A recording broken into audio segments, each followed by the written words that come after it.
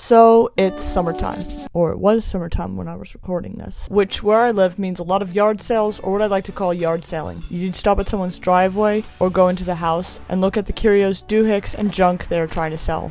Turns out it was my lucky day when I came across this huge lot of vintage pencils for only $6. Most of these pencils look like they're from the 50s or 60s, with a few outliers here and there. But why the craze over a bunch of old pencils? Well, for one, the erasers are dried up and cracked and cannot be used unless you want to ruin your drawing and whatever you're writing on. Well, if it's not for the eraser, it's for the fact that a lot of these vintage pencils are reliable, don't break, and can be sharpened to a fine point. Like many things that were made around this time in the US, they were built to last.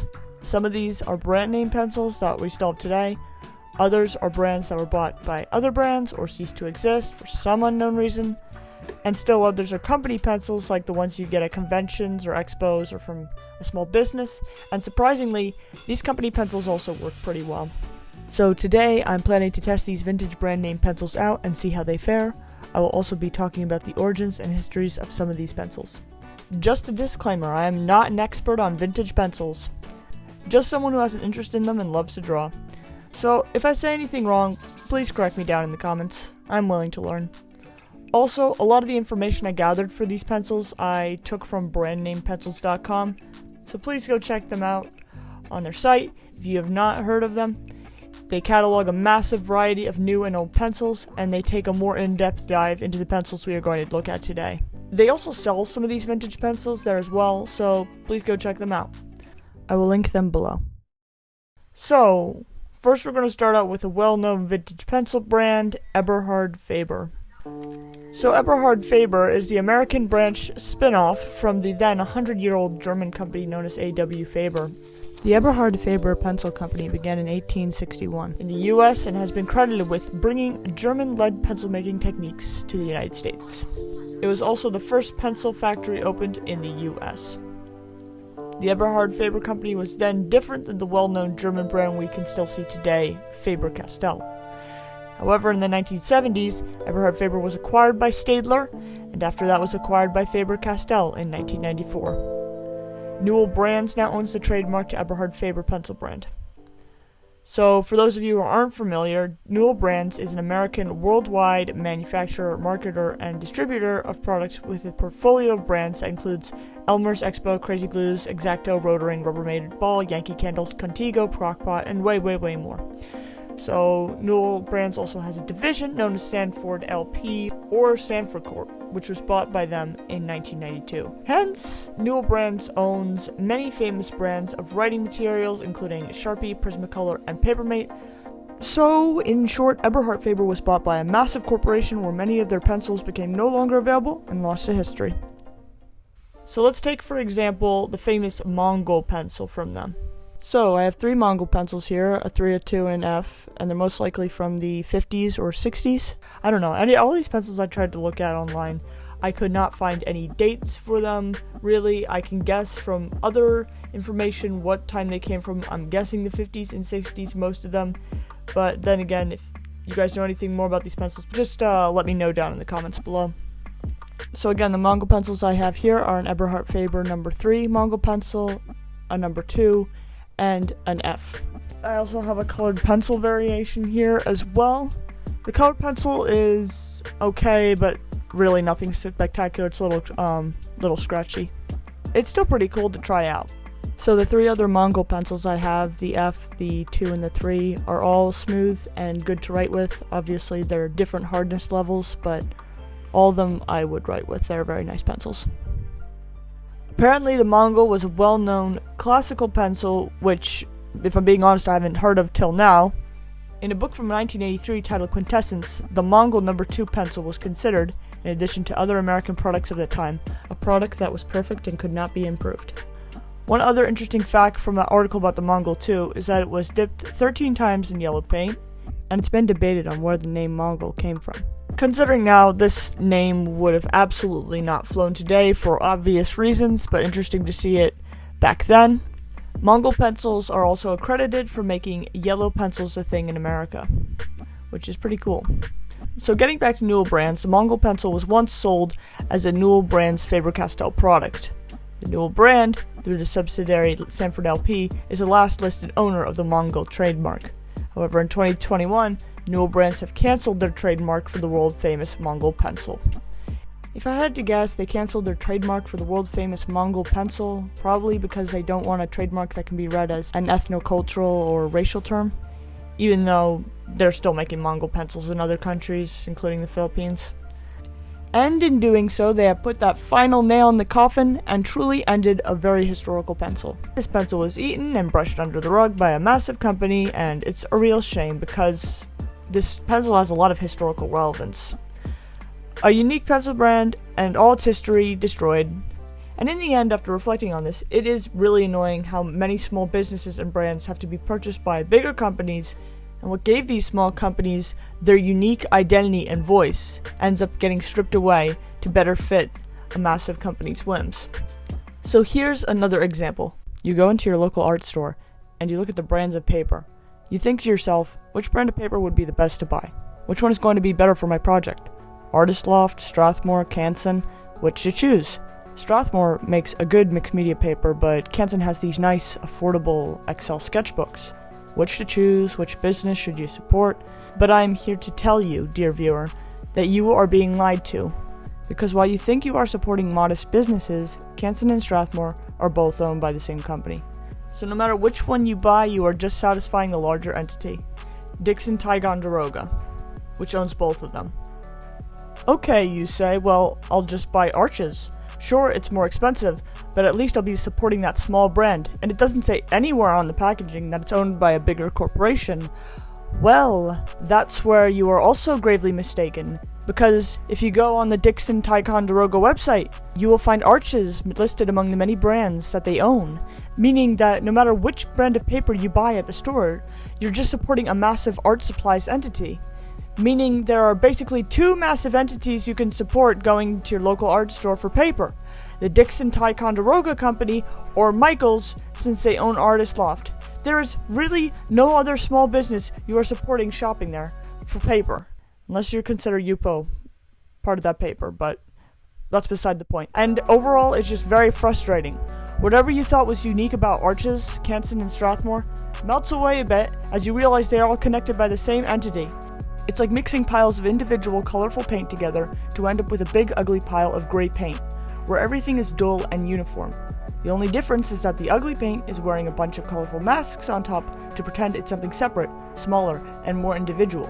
All the unique individuality and qualities of these purchased brands are being mixed and merged away, and that's how I feel diving into these old pencils. And I lament a little to realize they are either discarded like the Mongol, or shells of what they used to be after they are bought by massive companies. But that's only half of it, because it turns out that Dixon is actually owned by Fila Group, an Italian company that owns even more brands and is even a larger monopoly. Hey, sorry if that last section was super overdramatic. Maybe it shows how naive I was, but I was shocked when I first learned about this, and I was not happy to hear I was just supporting a huge company. I still enjoy these brands of paper. I think they're very good, but for me personally, they don't shine as bright as they used to. And if this isn't necessarily a problem, if I'm misunderstanding something about massive companies like these owning all these products, and them not being small individual businesses, please let me know. With that, let's move on to some other Eberhard Faber pencils. So here's another pencil made by Eberhard Faber. This is called the Marigold. This is a number 2. I'm not able to find much about this pencil on the internet, unfortunately. It's a classic, elegant looking pencil, and I have a newer and older variety. I like the name of this one, and the pencils themselves write pretty well. Next pencil is the Eberhard Faber Microtomic 2H. The Microtomic has 18 degrees apparently. It goes from 7B to 9H. They're also called high-density graphite drawing pencils. Microtomics used to be called Microtomic Van Dyke, which before, the pencil was just called Van Dyke, and would eventually become Microtomic. Okay, that's just confusing. So first it was Van Dyke, then it was Microtomic Van Dyke, then it just became Microtomic.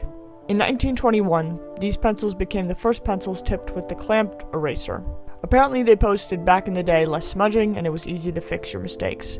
This pencil's also probably from the late 50s. It writes well, it's light, obviously it's a 2H, but it seems to be very reliable. Yeah, this is definitely a 2H I would use. This article from Contrapuntilism explains more about these pencils.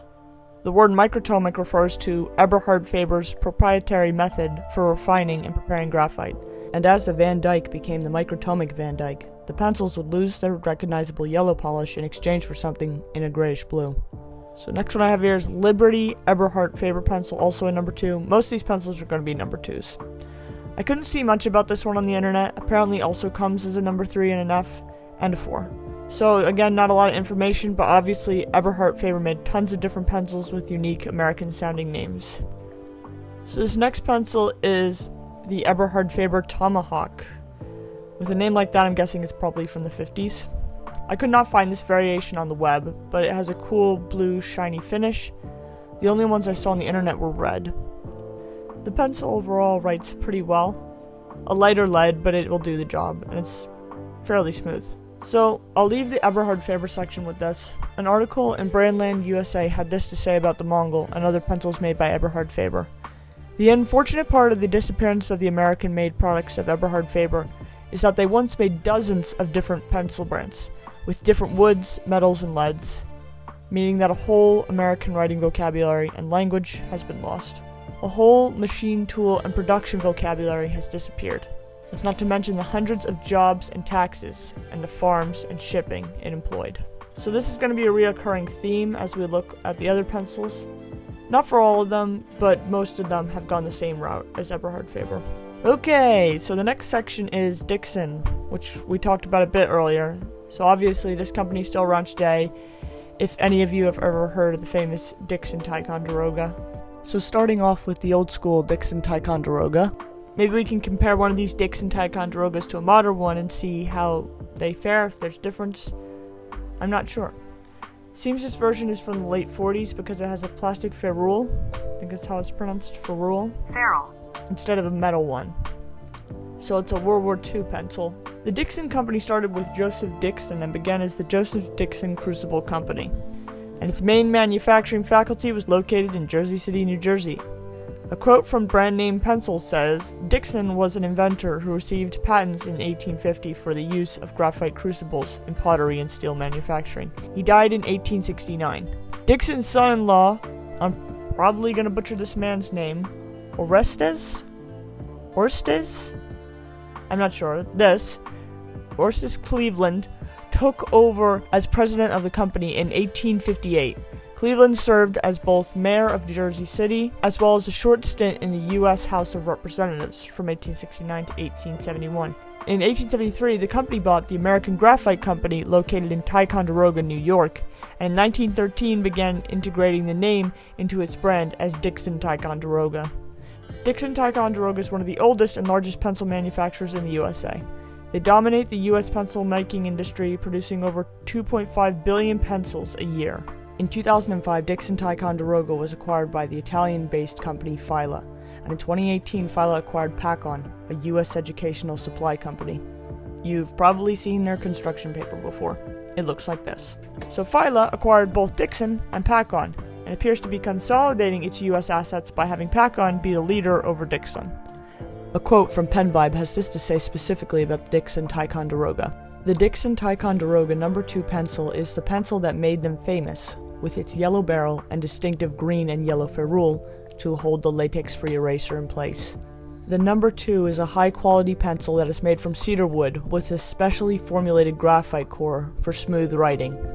It has stood the test of time as a reliable, general-purpose No. 2 pencil that is easy to sharpen, is smudge-proof, and its lead has a high break resistance.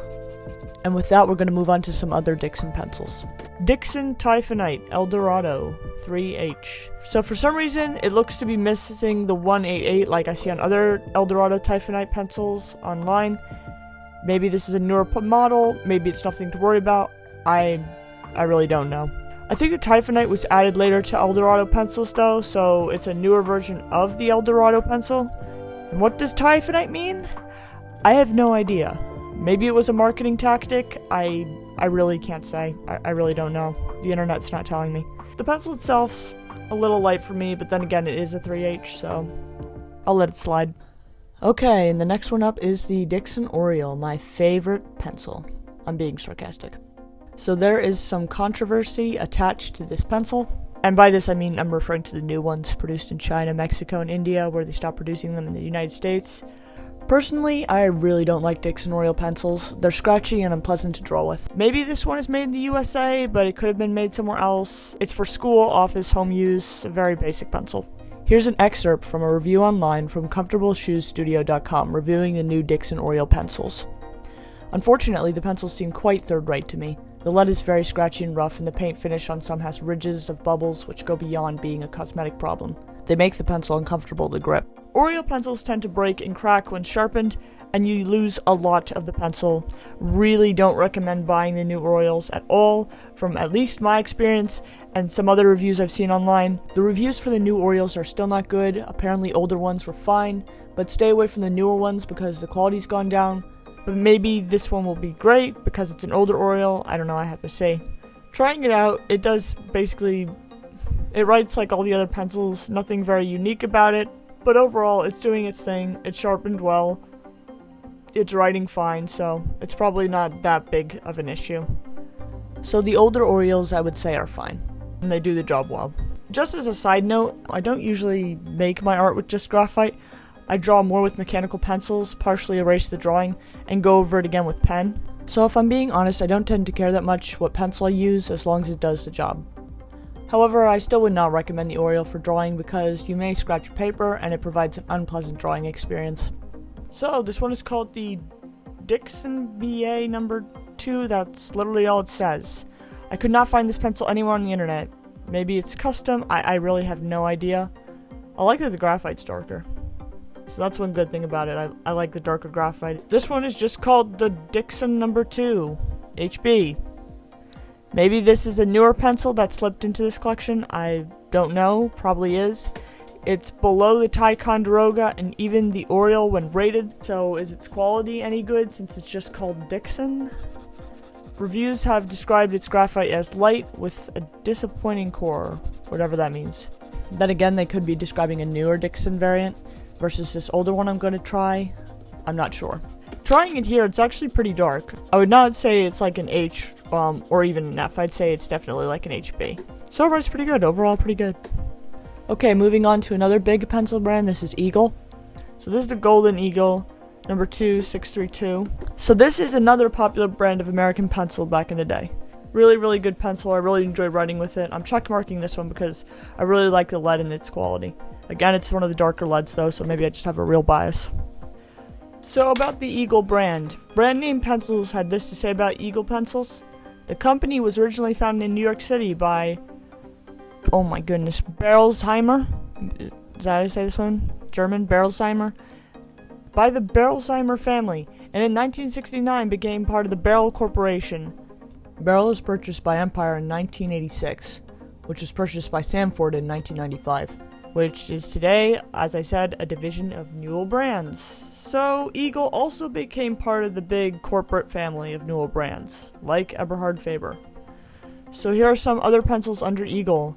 This is called the Eagle Chemi-Sealed Murado 174 Medium Soft number 2. So this is probably from the 50s, an older variant of this pencil. So you see I have a few of the Eagle variants here. Probably also from the 1950s and an older variant of this pencil. This pencil is said to be a smooth writer, and it is. It writes smoothly, but it is not my favorite pencil. However, the second Murado I wrote with I liked better. Again, I have a bias just because I like darker pencils. One interesting fact I found out about this pencil is actually in its name. Mikado, Japanese for Exalted Gate, was the poetical title associated by some foreign countries with the sovereignty of Japan. But after the bombing of Pearl Harbor, Eagle changed the name of the pencil from Mikado to Murado. So it says chemi-sealed on the side of this pencil, and it was actually a promise many pencil brands made at this time to consumers to make bonded glue in the pencil sound appealing. So let me explain. Particularly those made in the USA around the mid-century, are stamped with curious and sometimes clever names to describe their bonded leads. Eagle called theirs chemi-sealed, Dixon had lead-fast, and Wallace had lock-bond.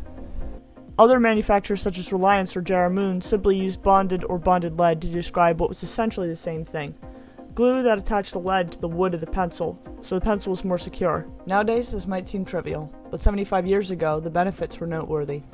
Not only did bonding lead prevent broken lead from slipping out of the wood casing, it added overall strength to pencils as well. Eagle Arcadia 167 number 2. A 1950s pencil, also pretty cool. I really like the font in this one, it's super neat. Too bad the pencil overall is pretty scratchy, I would not recommend it. But that font is just really cool. So this is Barrel Ensign 200 number 2. Barrel's here because it's related to the Eagle brand since they bought Eagle in 1969. It's a very reliable pencil and it comes in black and yellow boxes that you could see across the internet when you look up vintage pencils. It's newer than the previous Eagle pencils. I think it's from the 1970s. So the next one we have here is actually a colored pencil. It says 777 Red Eagle Pencil. So this one is actually a red colored pencil, and I can't seem to find this one online for some reason either. I'm guessing these are mostly from the 50s and 60s. I should compare it to a Prismacolor, since Prismacolor, which is part of Newell brand Sanford, now owns the Eagle and Barrel brand, because it's very similar. It's buttery and it goes down smooth like a Prismacolor. I'm checkmarking this one again because I really like it. It's one of my favorite out of all the pencils I got. So I might compare it to a red Prismacolor in the future and see how it fares. This is a Blaisdell Facsimile Copying Hard pencil. I placed it here because this company was also bought by Eagle. According to Brand Name Pencils, founded in 1893, Blaisdell Pencil Co. was based in Philadelphia, Pennsylvania, and had a short stint in England as well. Founder Frederick Blaisdell was granted a U.S. patent in 1895 for the self-sharpening paper pencil. Until about 1946, Blaisdell was the sole manufacturer of a pencil with a string sharpening feature. The company became a subsidiary of Eagle Pencil Company around the 1930s, and eventually merged with Barrel. So is this pencil before Barrel bought Blaisdell? Maybe. I couldn't find any information on the internet about it. That could make it from the early 30s if it was before, but then again, even after Barrel bought the company, they put Blaisdell on the pencil, so I'm not sure, and I kind of doubt it's that old. Overall, the pencil is very light. I did not necessarily enjoy writing with this one, but I could see it being very good for drafting, or I guess copying. I don't understand why it just says copying, how it would be used. So moving on to yet another famous variety of pencils. These are the Venus pencils. This is the Venus Forum Pressure Proof number 2. According to Wikipedia, Venus pencils were a brand name of pencils made by the American Lead Pencil Company beginning in 1905. The production of Venus pencils gave the company an early start in manufacture of high-quality pencils marketed to artists and architects. Venus pencils became even more popular after the First World War, which had interrupted the supply of pencils from German companies. In 1956, the American Lead Pencil Company officially changed its name to the Venus Pen and Pencil Corporation. Brand Name Pencil adds that the New Jersey-based manufacturer changed its name in 1956 to match the popular line of Venus pencils, which were introduced in 1905. A number of acquisitions followed, and in 1967 the company name was changed to Venus Esterbrook. In 1973, the company was acquired by Faber-Castell. Apparently, one of these Venus Forum pressure-proof pencils made an appearance in Stranger Things Season 4. Anyone else catch that Venus Forum number 739 pencil in the first episode of Season 4 of Stranger Things? I didn't, because I didn't watch the show, but interesting fact.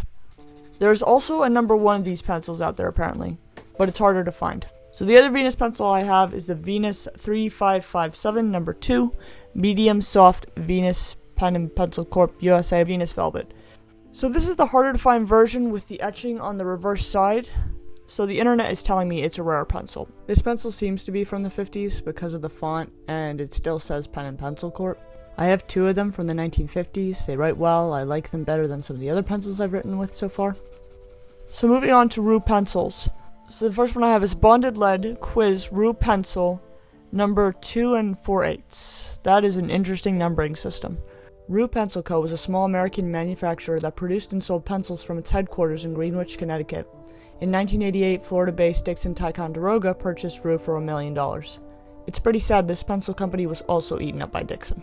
And I'm guessing that this one is either from the 60s or 70s, this specific pencil. So some of the other Ruwes I have, this is Bonded Q Pencil, also a 2 4/8. I could not find much about this rare Q Pencil. I'm guessing 50s or 60s again, like most of these. And a Hospital Ruwe Pencil, also number 2. Not much more information on this one either.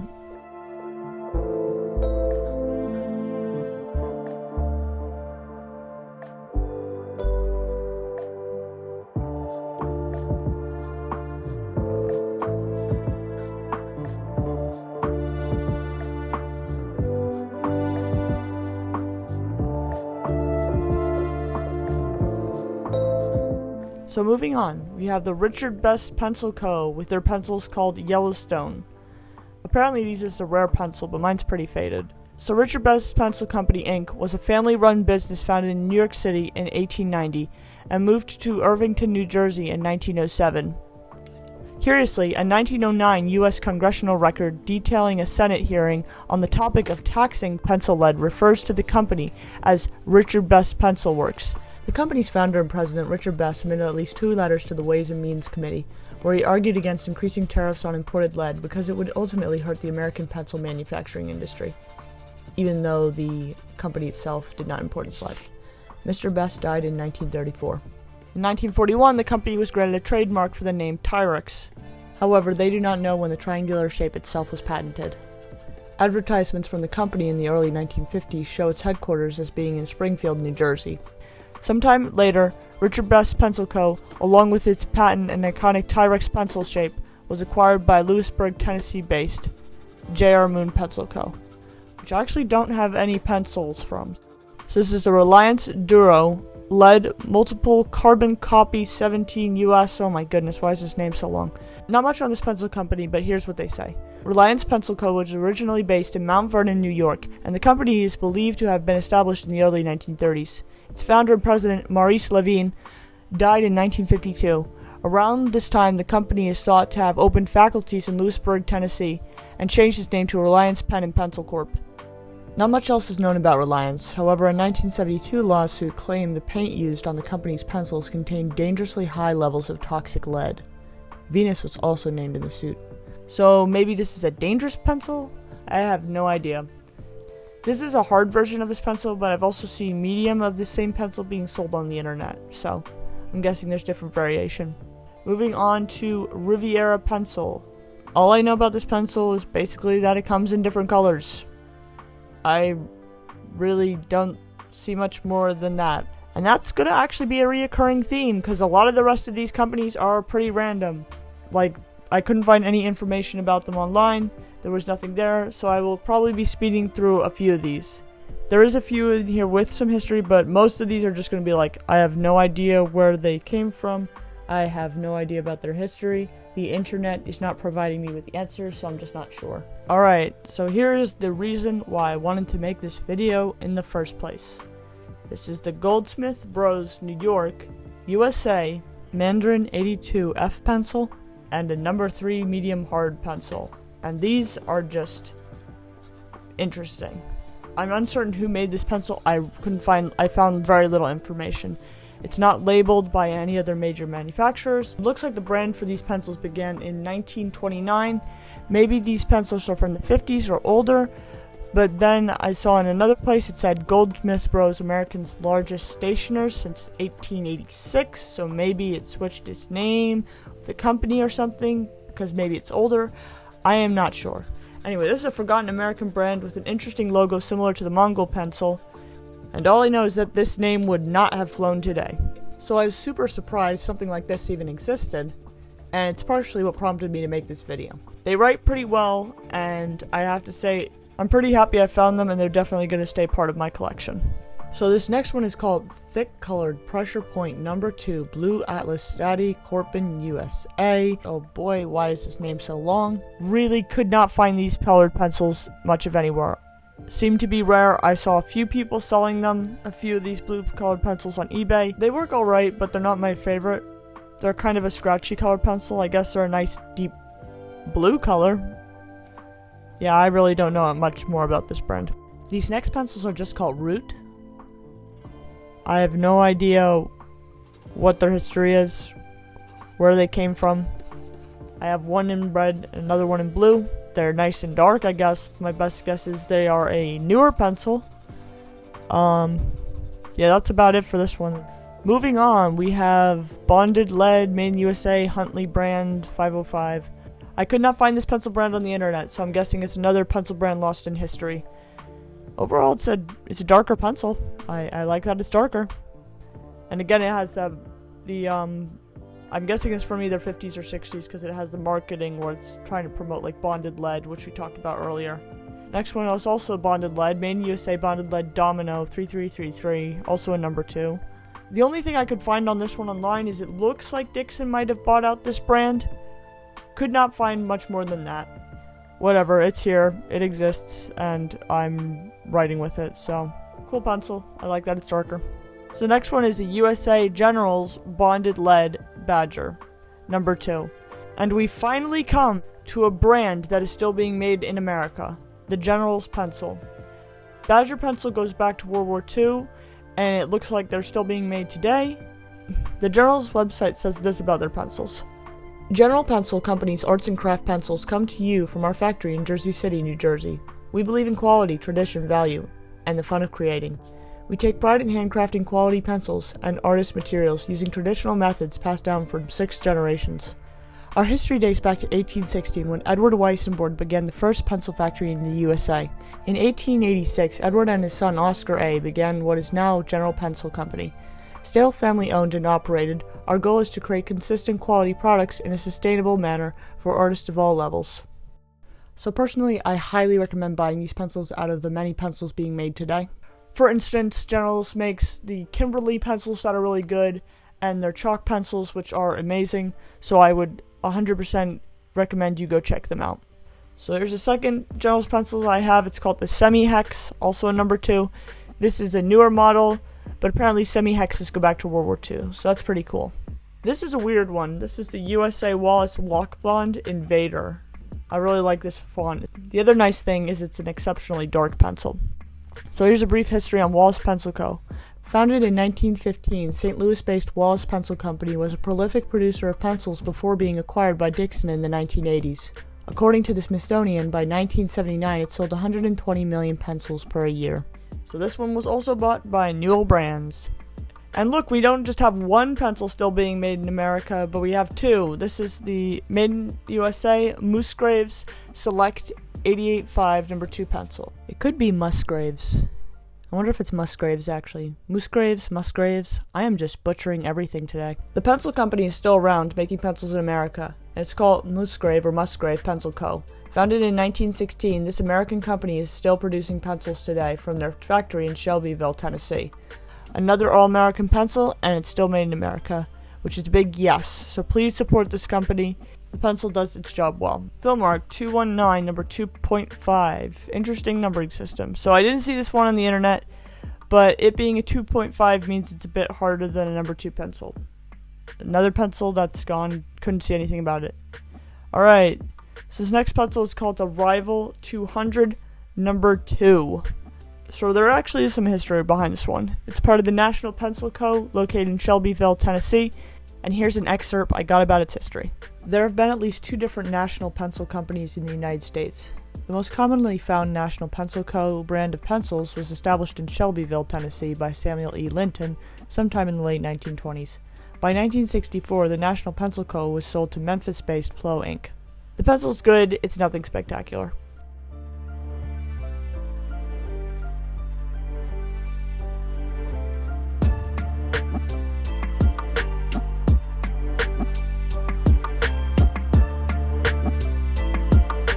Onward, number 2. And there it says it was 2.5 cents. I maybe saying it's number 2 and it was 5 cents. I have no idea what that means. So this is another random pencil brand. I was able to find more of these with different colors online being sold on eBay. There's not much more I saw about them though. So made in the USA, Hammett's Kendall number 2. I found some of these selling online, besides that, very little information. It writes well. Next one is a Madison Manhattan. It has a cool name, but I saw absolutely nothing of this pencil online. It doesn't even exist. I don't have any information about this one, besides that I'm drawing with it here. It's very light. That's all the information I have. It's light for a number 2. Finally, our last pencil we have is the number 2 Lurman Bros Ink. I could not find this pencil anywhere either, which is a real shame because this pencil was amazing to draw with. And unfortunately, I almost used up the entire pencil drawing with it later in this video. So if you come across any of these Lurman Bro pencils in the future, please pick them up. You will be very satisfied by the results. It's a really nice, rich, dark pencil.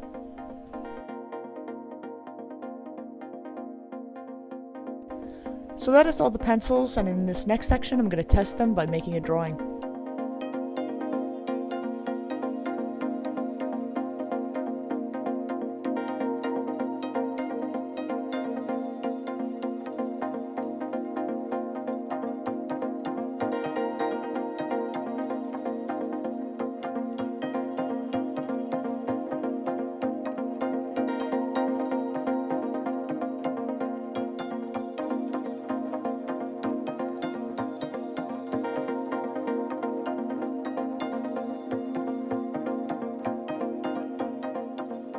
So the picture I'm making looks more like it's from the 80s than from the 50s or 60s when these pencils were created.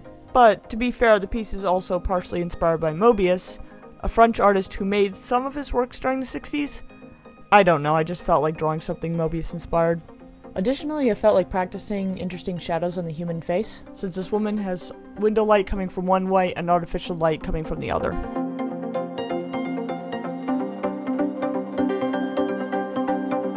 So in conclusion, I don't know it all. I'm just someone who had an interest and put a video together about some vintage pencils. Again, if I said anything wrong, please let me know down in the comments and educate me, because I'm willing to learn. Vintage pencils are really cool. Some of them are surrounded with unique histories, and at least from my findings, are part of an older brand or company that was in my area.